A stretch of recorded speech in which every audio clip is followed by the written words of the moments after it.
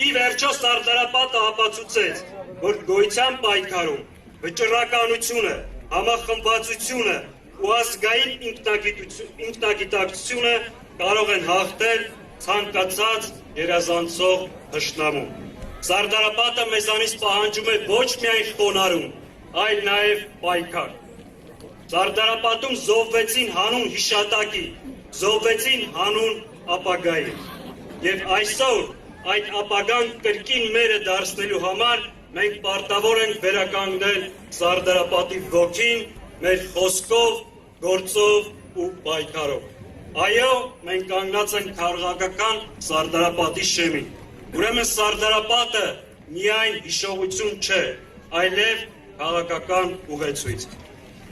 Այսինքն ժամանակն է Սարդարապետի ոգին դառնա քաղաքական շարժում, ռազմավարություն, հաղթանակի հիմք, ներկայում և ապագայում։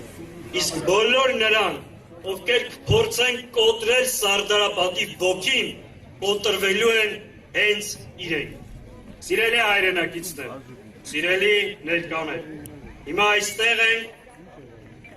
հիմա նայում ենք Արարատին և ես ձեզ ասում եմ, մենք կարող ենք, քանի որ մենք ժառանգն ենք նրանց, ովքեր կանգնելով անհաղթահարելի թվացող փորձ եղան հաղթողներ։ Մենք կրում ենք Սարդարապետը կերտողների, Արցախը ազատագրողների ժառանգությունը։